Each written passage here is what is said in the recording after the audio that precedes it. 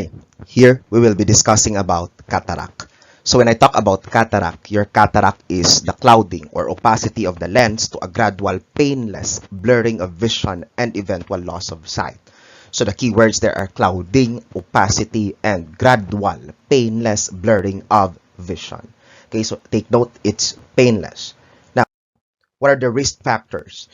So there are several. One is cumulative exposure to ultraviolet light over the lifespan. Two, people who would live at high altitude or who work in bright sunlight. Three, glass blowers and welders without proper eye protection. Fourth, those who have severe radiation exposure, cigarette smoking, and even those with high triglyceride levels. They all increase the risk for the occurrence of your cataract. So there are several types of cataract. When I say congenital, obviously it is present at birth. When I talk about traumatic, it is caused by the injury to your eye. When I talk about toxic cataract, this is usually caused by the drugs, okay, such as your steroids and then your ergot traits. So recall that your steroids are used for the management of inflammatory disorders. It is used for the management of your asthma. It is used for the management of your several types of your arthritis. It is also used for the management of your autoimmune disorders and transplant rejection. So prolonged use of steroids could possibly lead to your cataract. Your ergot. Recall that your ergot are used for the management of your migraine headaches, and also there are forms of ergots are used in maternal and child purposes. Okay, so you have your metabolic. Diabetes is very common. Then you have your hypothyroidism. Then senile cataract. So senile cataract is because of the aging process. So they call that the major risk factor when it comes to your cataract is your age. And at the age of 80, okay, 85% are expected to have their cataract already. So what are the assessment findings for a patient with cataract? By the way, this is an example of a patient with congenital cataract. So if you can notice, this is a baby already with a claudication or opacity of the lens. Okay, so congenital cataract for the three. Now, so this one is a cataract in slit lamp examination. So you can still notice the cloudiness or the clouding or opacity of your lens. So if a patient with normal vision would be seeing this image on the left, a patient with cataract will be seeing this image on the right. Okay, in other words, there is blurring of vision. Is it painful? Again, it is painless. Now, what are the assessment findings? The loss of vision is progressive. Take note, progressive. It's not sudden. Okay, there will be whitening of your pupils. You'll have a tendency for the patient to see seeing halos around lights. There is blinding glare from the headlights at night. There is glare and poor vision in bright sunlight. And then your patient commonly have headache and irritability. Their headache and irritability is related to their attempt to see clearly. However, they would not. Okay, that's why they would have irritability. So, this is normal vision. This is dull or yellowish vision from your cataract. Okay, this is the blurry or dim vision, also cataract. And then distortion or ghost images from your cataract. So any of these changes could be a sign of your cataract. That's why if your patient is complaining of blurring of vision or any visual changes, cataract is actually among the major considerations that we first rule out. Okay, so what is the drug therapy for this patient? We are giving your tropicamide, and you are giving your cyclopelagics or your cyclopentolate or your cyclogel. So your tropicamide is actually indicated as a mydriatic. Okay, so as a mydriatic, its purpose is to dilate your pupils. Mydriasis is commonly done to facilitate the examination of your eye. Your cyclopentolate, on the other hand, okay, is a muscarinic antagonist. So recall that in your cholinergic reception, there is your muscarinic, and then we also have your nicotinic. So your cyclopentolate is a cycloplegic, meaning it would disable, okay, it would paralyze, cause temporary paralysis of your extraocular muscles. This is also done in pediatric eye examination, and the purpose of which is to dilate the eye. Okay, so it would have paralysis of the extraocular muscles. It also has mydriatic effects. The purpose of which is to prevent the eye from focusing or accommodating. Okay, so again, these drugs are commonly used for the management of your, for examination purposes. Now, when it comes to the management of your cataract, the mainstay of management will be your surgery. Okay, so it is the only satisfactory treatment for your cataract. It will be your surgery. indication. So when do we do surgery? It is by the time that the cataract would interfere with the person's mobility and ability to carry out normal activities. In other words, if you're seeing a patient who is always complaining of blurring of vision, patient who is at risk for fall because of the cataract, okay, the best thing that you can do is to have the patient for surgery if you are the ophthalmologist. Okay, so you have your intracapsular and extracapsular cataract extraction. You also have your cryo extraction, your iridectomy, and then your phacoemulsification. Now, let's talk about your ICCE versus your ECCE. So ICCE is intracorpular or intracapsular, cataract extraction. So when I say intracapsular, it would mean that the removal of the cataract is within its capsule. Okay, removal of cataract within its capsule. When I talk about ECCE, it is opening without disturbing the membrane. Okay, it is an opening wherein the membrane is not disrupted. To expound on your extracapsular cataract extraction, so in your ECCE, an incision is made in the eye. That would be just beneath the iris or the colored part of your eye. And then after which a deceased lens is pulled out, and then a prosthetic intraocular lens is placed through the incision. It is opened to replace the old lens. Okay? Take note that your ECCE is contraindicated if your patient has inadequate zonular integrity. Another way for us to differentiate between ICCE and ECCE is using this comparison. Okay, derived this actually from the internet. So your ICCE would have the large incision of 10 to 12 millimeter. Then your ECCE would only have as half as that length, 5 to 6 millimeter. That would involve, your ICCE would involve the removal of the entire lens, whereas the ECCE would have the posterior lens conserved. In your ICCE, the required stitches are long. Okay, so there are long rehabilitation time. In your ECCE, there is no stitching required. It is self-healing. In your ICCE, there will be absence of your lens, a phakic eye. In your ECCE, there will be IOL implant, your intraocular lens implant. In your ICCE, there is an added risk for retinal detachment and corneal edema and vitreous loss. However, in your ECCE, the post-operative complication is minimal. So looking at this, you can be able to deduce that ECCE is actually more recommended compared to your ICCE, except if your ECCE is contraindicated in such condition that there is impaired zonular integrity. Okay, this is another differentiation of your ECCE and your ICCE. So if you can notice in your intracapsular, okay, this is image A, intracapsular, so the lens in the entire capsule is removed.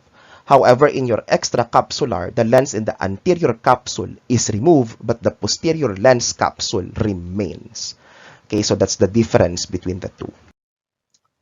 Okay, now you have the term cryo extraction. In cryo extraction, the cataract is lifted from the eye by a small probe. Okay, and that probe is cooled to a temperature below 0 and would adhere to the wet surface of your cataract. Okay, so basically the purpose of your cryo extraction is to freeze the cataract and then extract it using the probe. Iridectomy class is intended to create an opening for the flow of your aqueous humor. This is a type of surgery which is actually done prior to your cataract extraction. So why? What happens? No? After your cataract extraction, there is a possibility for the aqueous humor to become black post-operatively when the vitreous humor is already moved forward. So if this is already blocked, no, the tendency is that there will be occurrence of your glaucoma. So we are doing your iridectomy to prevent secondary glaucoma. Okay? So class, later on you will know that glaucoma is there's a problem on the aqueous humor. There is build up of pressure inside the eyes. There is build up on the intraocular pressure. Okay, and that is related to the aqueous humor. And now, in your iridectomy, what we are doing is that we are making a temporary, or we are creating an opening for the flow of your aqueous humor, because we are foreseeing that after a cataract surgery, the aqueous humor flow will be blocked, which increases the risk for your secondary glaucoma. So to decrease that risk for your secondary glaucoma, we are doing your iridectomy. Then, we have your phacoemulsification. So when I talk about class phacoemulsification, it is among the modernization in your cataract surgery. It is a method in which the eye's internal lens is emulsified with an ultrasonic handpiece and aspirated from the eye. So again, the internal lens is emulsified using an ultrasonic handpiece, and then it will be aspirated from your eye. Okay, phacoemulsification. So what is your pre-op care for this patient? Now, I grab this opportunity to introduce the general pre-op care, especially for your eye surgeries. Okay, eye surgeries tend to be done in the outpatient basis. And when it comes to eye problems, uh, emergency is rare. Emergency is rare. Okay, unless it involves trauma to the eye, unless it involves your retinal detachment. So let's talk about pre-operative care. Okay, pre-operative care, usually this is done in the outpatient basis, so we need to orient our patients properly. So, one, orientation to staff and environment will be important, especially if both eyes may be covered after surgery. Okay, so they need to know where are they going after surgery, uh, who will be with them during the surgery recovery. And then if this is the child, you need to practice covering the eyes. Okay, before the surgery, you need to practice covering the eyes because that would help decrease post-operative fear and restlessness. Okay, decrease post-operative fear and restlessness. Why? This will help the child anticipate, okay, what will be the appearance or what will be the looks after his surgery. Okay, if you will not be able to make the child anticipate, he will become anxious and he will not participate to the treatment. Okay, that will facilitate the treatment or the eye covering. Then, the next one is the application of your Mydriatic and your cycloplegics. So, prior to the operation, we administer your Mydriatics and your cycloplegics. So, again, the purpose of your Mydriatics is to facilitate pupillary dilation, as shown on the right. And then, other than that, your cycloplegics would paralyze your pupils, okay, or the muscles that would innervate your pupils to constrict. So atropine is a very good example of your sympathetic medication, which is Mydriatic. Then you have your cyclopentolate and then your phenylephrine. Okay, so these are also Mydriatic cycloplegics. Your scopolamine, okay, or scopolamine, I mean, is an anticholinergic, which should have also your Mydriatic effect. And tropicamide, as we have discussed earlier, is also a Mydriatic. Okay, so they would cause mydriasis or your pupillary dilation. And if you will be asked, why is pupillary dilation important prior to eye surgery? The purpose of that is to visualize the inner structures. And that would facilitate the extraction of whatever will be done or needs to be done to the eyes. Okay, or else if you will not be doing it by the time that there is something that comes in contact with the eye, pupillary constriction would occur. Okay, or if the eye is exposed to light, pupillary constriction would occur. Hence, it would impair the performance of your surgery. Next, post-operative goals. Okay, so general also. So, we would want to prevent the following. Okay, prevent or relieve the following.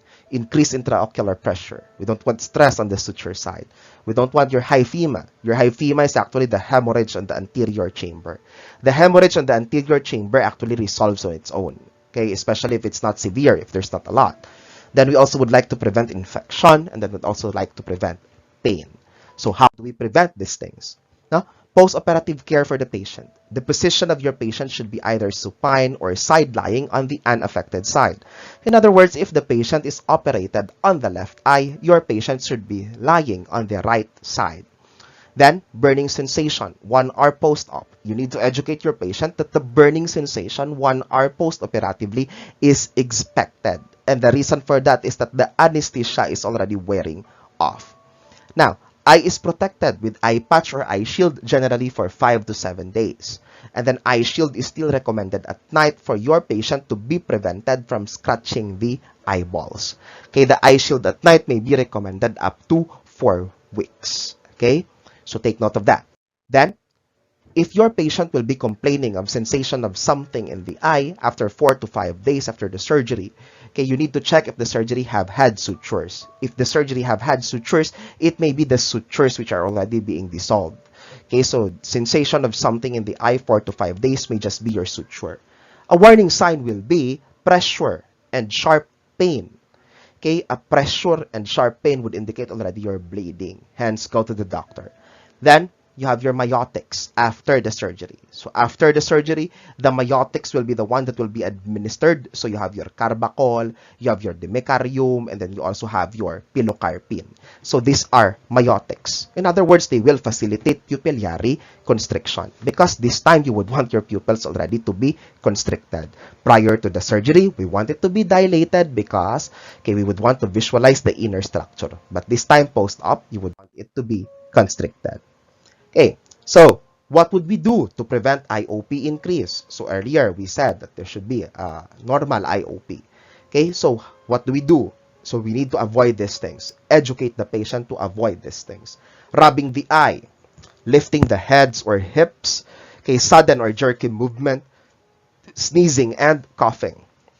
But if ever your patient could not stop sneezing because that's a reflex, so as coughing, open mouth if it cannot be avoided in such a way that the pressure will be out through the mouth. If your patient should be avoiding nausea and vomiting, hence give your antiemetics. But if your nausea and vomiting cannot be prevented, keep eyelids open if you are vomiting. Try to do that.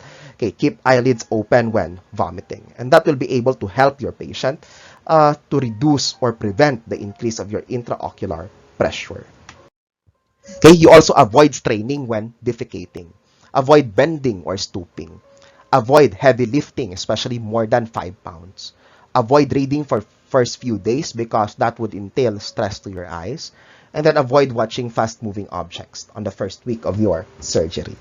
Because these are strains to your eyes and could possibly increase or your IOP.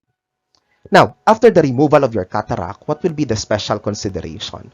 Earlier, I've talked about the general considerations after your eye surgery. So, what do? Leave the eye patch in place.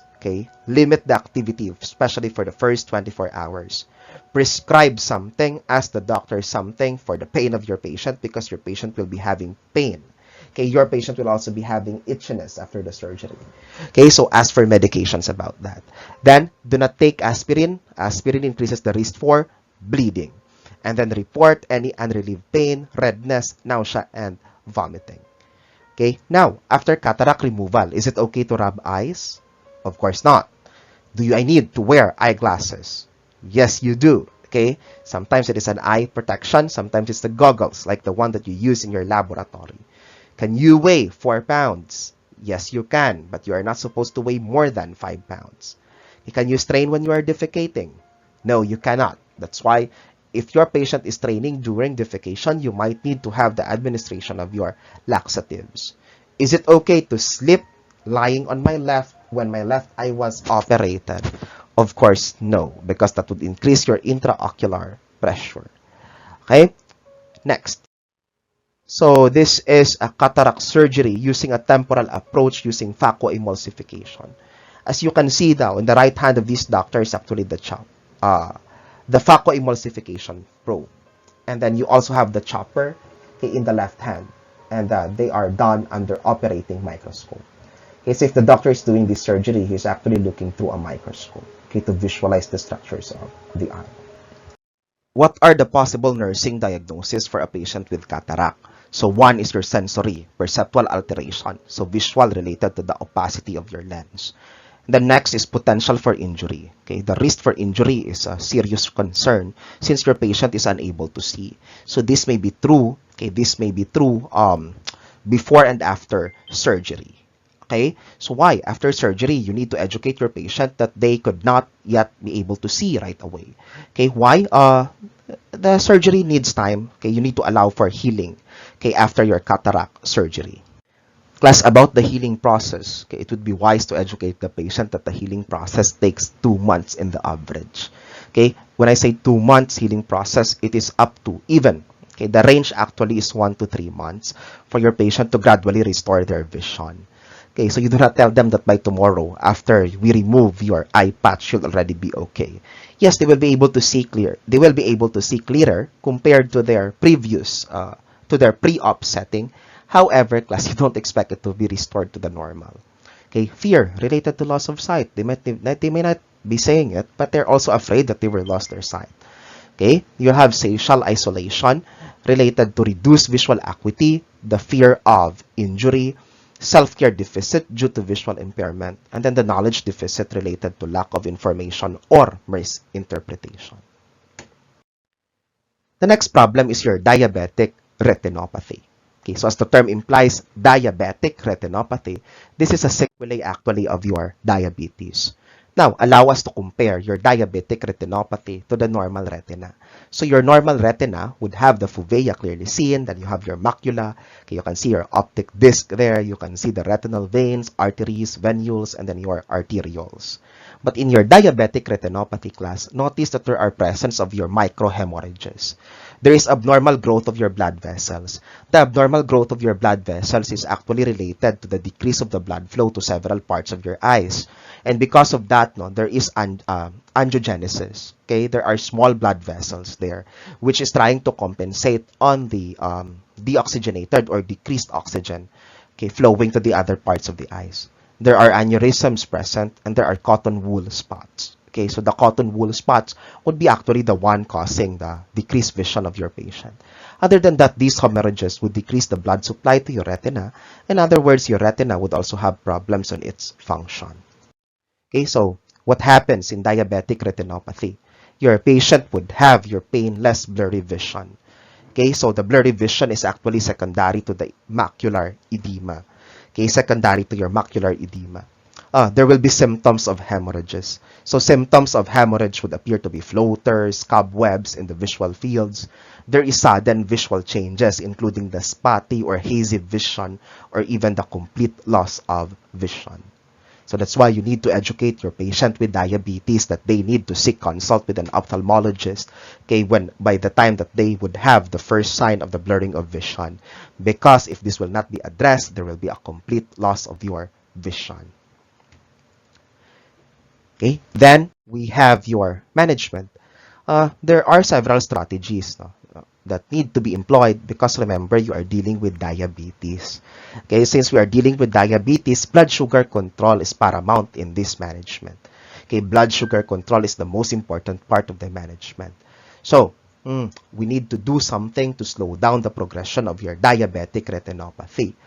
So, if it is a type 1 diabetes, our goal is that the blood glucose will become normal or near normal, and then better control is expected to your patient with type 2 diabetes. Okay? So, class, take note, why are we expecting better control in type 2 diabetes? Because these are lifestyle-related diabetes. So, meaning, if your patient would have the oral hypoglycemic agents combined with the lifestyle modifications, we are expecting that your patients will be able to have good sugar control. So, oftentimes, your patient with diabetic retinopathy or suspects for diabetic retinopathy would have constant evaluation of your glycosylated hemoglobin, and the goal for that is equal or less than to 7%. If it is greater than or equal to 7%, the risk for diabetic retinopathy is very high. Okay, so the management would really go back to your diabetes control. Now, surgery. If there is already progression of your diabetic retinopathy, the options are the following. The mainstay here is photocoagulation. May that be using your argon laser photocoagulation. Okay, may that be your pan-retinal or your focal photocoagulation. So, class, the image here on the background would actually show a laser, okay, geared towards the areas there with the hemorrhages and microvasculatures. Now, your laser photocoagulation is an eye surgery using a laser, and the purpose of which is to shrink or destroy the abnormal structures in the retina. And it would intentionally cause scarring. Okay, it would intentionally cause scarring. So your argon laser class is actually a laser used for treatment of your diabetic retinopathy. Now, it is argon. Argon is an inert gas. Okay, inert, it does not react to anything else. Okay, so it uses argon lasers. So you have your, there are two kinds. You have your 488 nanometer, which is the one which is blue. And then you have your 514 nanometer, which is green. Okay, so they have actually shorter wavelengths. And then when I talk about pan-retinal photocoagulation, this is actually the same laser treatment. Okay, so this is actually used for people who have developed new abnormal blood vessels at the back of the eye, in the retina, or in the drainage system within the eyeball. And when I talk about your focal laser photocoagulation, Your focal laser photocoagulation is actually also referred to as your retinal laser therapy. Okay, so this is done also in the outpatient basis, and this is indicated for macular edema and retinal microhemorrhages. This is used to seal specific leaking blood vessels in a small area of the retina. Okay, so that's why the term is focal, because it is intended for the small area of the retina. Okay, usually when it is already near the macula. Okay, so again, it is used to seal specific leaking blood vessels. Our next topic is on retinal detachment. Thank you for your attention.